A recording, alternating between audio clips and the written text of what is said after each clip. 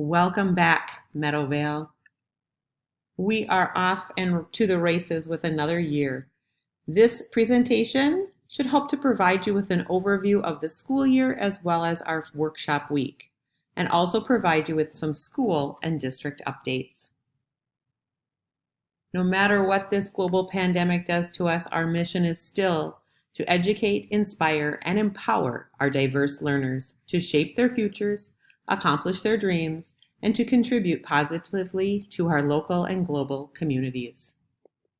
The strategic plan that's been in place and will continue to be in place has us working on two strategies, really working to create that innovative environment where all people in our community support a culture that is committed to embracing exceptional opportunities for all our learners. So those from birth all the way through those senior citizens. And we will also ensure equitable opportunities and access to programs and facilities so all learners achieve our mission, core values, and learner outcomes. Some building updates for you. We have some new licensed staff members in our building that we want to continue to welcome. So make sure during workshop week that you reach out and say hi to Kelly Kruger, who is back with us. She was here doing Sam Wayvoda's long-term leave last year, but Kelly is back, this time in the ADSIS role, a half-time position in the mornings here at Meadowvale. Nicole Lingaman is going to be a shared music teacher, shared with Lincoln. Nicole will be here in the mornings. And Sydney Antony will be here for half a day during one day during the week, fulfilling a social work piece that we had, and we will share her both with Westwood as well as with Zimmerman Elementary. We have a number of new support staff. In our alternate supervision room, we have Michelle Loberg, and we have a new licensed school nurse, and her name is Anna Christian. She'll be joining us in a few short weeks. Media assistant Lynn Leitonen, and we filled both our reading core and math core positions this year, which is super exciting. So we welcome Susan Peterson and Joel Zimmerman. And also supervision assistants. We have a number of new assistants in roles this year. So welcome to Lynette, Vanna, Angela, and Lori. We have a few things that we've been doing around the building. We've updated some coat hooks by the playground so they look a little bit nicer and hopefully a little bit more space to hang things. We are busy working to update the book room. We have a number of new books that are coming in with our reading series through Benchmark Literacy. And so we're getting that updated. Thanks to our literacy champions for helping with that. There have been some repairs to skylights around the building. And of course, as we are working through COVID-19, we know that updating, just this last week, we learned we're going to be in the face-to-face model. There will be more training during workshop week on a number of the strategies that we will be using to help us with COVID-19. And as you know, we will continue to follow both CDC and MDH guidelines, adjusting as we go. This will definitely be a year of flexibility. Each year I remind you to read your email completely, carefully, and daily. This year, I think more importantly than ever, that will be important to read those emails completely and daily. Not only the ones that are coming through the building from various staff members as well as myself, but also from the district office. Things will be continuously changing, and it will be important for us to stay on top of that. I ask that you review our staff meeting notes, and those of you that are on committees, make sure that you're sharing notes and information with your colleagues, those that you represent on that committee. The staff resources continue to be in our Schoology course, which I have created here, 2020-2021 Meadowvale staff. I will continue to put the weekly updates as well as the staff calendar in there, and you will see monthly and year-long resources in that course as well. For safety, a few things a little bit different this year. Again, we'll see a lot of that with the COVID-19 work that we do on the first day we're back. But just please remember, we do not keep outside doors open. We don't prop them open. All of our windows stay closed. If you are struggling or have some concerns about ventilation, please connect with Sheila Forsman, our head custodian, and she can help you with that. I would ask that if staff come in during outside of school hours, those hours when custodians are not here, especially then, that you make sure that you come inside door 1 and you sign in so that we all know who is in the building when we're coming and going during those times. This year, at this point and moving forward, there are no parents and no visitors at all allowed in the building. So that includes our own family and relatives will not be allowed in the building until further notice unless they themselves are a student or staff member. Again, we will be following all those COVID-19 safety guidelines put in place by the school district. And we will continue to have safety drills. We will have a fire drill in the first of the week and likely one shortly thereafter to make sure that all of our kindergarten students have the opportunity to participate in a fire drill. And then we will also be continuing to complete the ALICE drill information. And in that first month, you'll be asked to complete the e-learning review as well as our first staff ALICE drill. Building schedules will be found in our Schoology course under the Building Resources folder. There you're going to find prep and specialist schedules for that building schedule piece. You can find your own classroom schedules, assistant schedules, lunch and recess schedules, the before and after duty schedules. You'll find PBIS expectation teaching schedules and FAST testing schedules. Again, all of those can be found in Schoology. I will say that there's none of them there at this point and ready to go for this upcoming year, but over the course of this next week, I hope to be adding all of the new resources. So you can keep watching in the schedule folder for those things. And then just remembering, boy, Meadowvale, we need each other as a team this year more than ever. And so we've got our 4 anchor committees, one of those being our anchor team, which is our leadership team. We have our PBIS committee, Positive Behavior Intervention and Supports, which also really is our social emotional learning committee. We have our technology committee and our events committee that we started last year.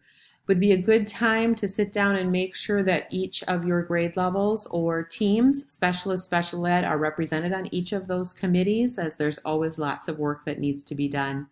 And please make sure that as a representative of the group that you represent, that you are reporting back and gathering feedback as it is needed from your team to that committee. We ask you to continue to do your part. You do a great job with bus and hall duties, and there will be a schedule forthcoming. We'll likely be adjusting some of our locations and how we dismiss students and some of our expectations in the morning just due to the COVID-19. So we'll have some special things that we share next week as we move closer to that first day of school.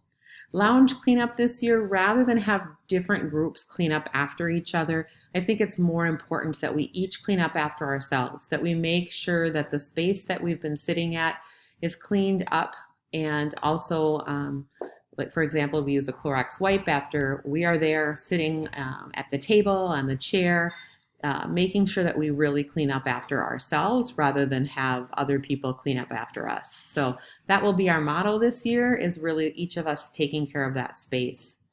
And then making sure that you know what's been going on at meetings, as well as attend the meetings that you need to be at. We'll continue to have our student support team and child study meetings on Mondays, our staff meetings on Tuesdays, weekly PLC meetings on Wednesdays, and committee meetings on Fridays. All of those dates can be found on the staff calendar, which is in Google, and you should have access to through Schoology.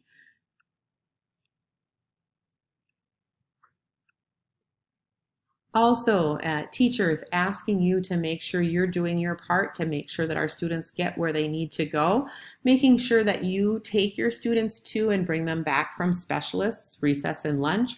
Again, this year, more than ever, it's going to be important that we are doing that to help our students maintain as much social distancing as possible, and also helping to respect other people's prep and lunchtime by being on time. We know that when we're late to pick up our students from specialists, we're making someone else late to get their prep time or somebody late to get their lunch. So please make sure that you're on time. Always important, and especially now that our parents won't be in the buildings, we need to be keeping our parents informed about how students are progressing and behaviors that may be happening in the school, both positive and those that students need to work on. As I've always said, I do not want parents finding out in November at conferences for the first time that a student has a behavior issue or that a student is really struggling. Please make sure that you are emailing parents, that you are calling parents, that you are making contact with parents around student progress and behaviors. Please also respond to parent emails, phone calls, and notes within 1 to 2 days. In the spring, when we were in distance learning, we were required to respond within 24 hours. I think we're back to that more typical 1 to 2 days. If we move into distance learning, again, that may change. So be watching for those changes as they come about through email.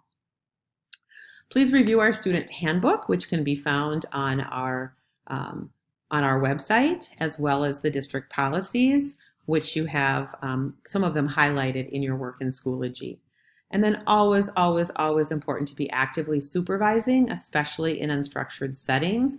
It's easy, especially when we're out on the playground or in different areas, to take those that time to chat with our colleagues, and certainly important to quick catch up on things or make sure everybody's aware. But remembering that our role at that time is really to be interacting with our students and to be actively supervising to ensure that they're safe and that we're learning things about them and we're just interacting with our students. Our continued building focus, it really has not changed. We are going to continue to be focusing on PBIS, PLCs, and RTI. And with PBIS, we are really looking this year not only of continuing positive behavior interventions and support, which the district has really continued to grow. And we are at the point that after this round, there's only one high school, I believe, left to be trained, and then we will be a full implementing PBIS district, so which is the goal of ISD 728. We are going to continue to be working on staff and student relationships, and this year with a focus on staff social emotional learning. We know through research it is super important that we take care of ourselves. We have to take care of ourselves first before we can do the best job taking care of our students. We continue with our PLCs. Last year we looked at things with a new lens, and we're in our 6th year of implementation, and we'll continue moving forward, really looking this year at the essential standards again, and looking back to see what were those prerequisites that students needed coming to us, and did they miss those when we were in distance learning, and what do we need to do as the new grade level to make sure we get those kids up to speed. And then of course RTI or MTSS, multi-tiered systems of support, we continue to implement those tiers through our work. And finally, we use technology to support all of the work we do in the building, and we will continue to grow in our technology. District updates, the focus continues to be on that strategic plan. And what are some of those core things? Social emotional learning, equity, curriculum, and facilities. So the work really has been around those areas in the strategic plan, and so much time has gone into all the planning and work that needs to be done to get us back up and running this fall with the global pandemic. There are lots of goals. We are continuing many of the same goals from last year, maybe with some different strategies.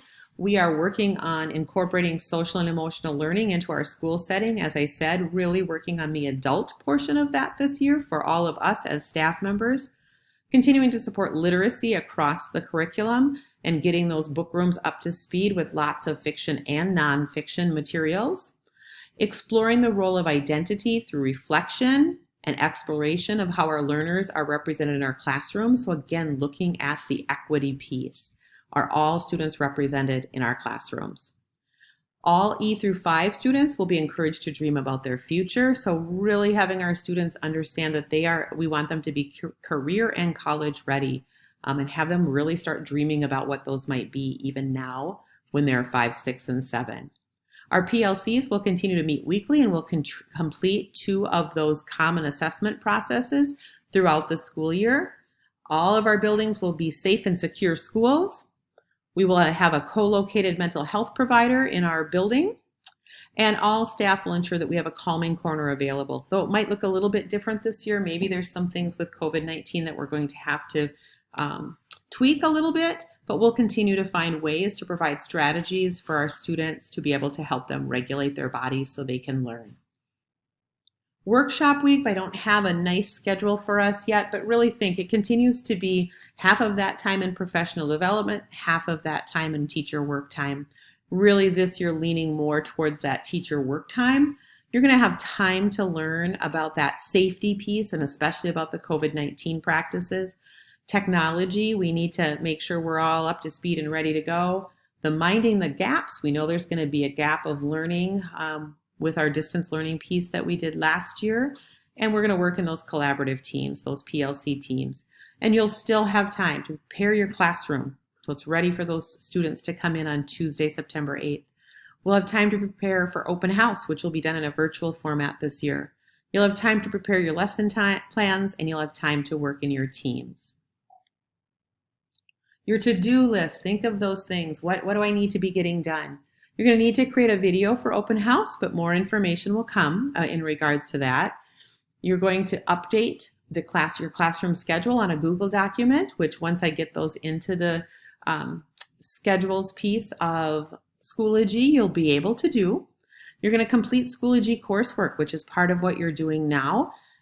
Completing things around ALICE and mandated reporting and the emergency flip chart and the classroom expectations. You can get all of those things done, and you're going to have time to prepare, or you're going to want to prepare for Tuesday's lessons and beyond. So those are the things that we need to do and get done.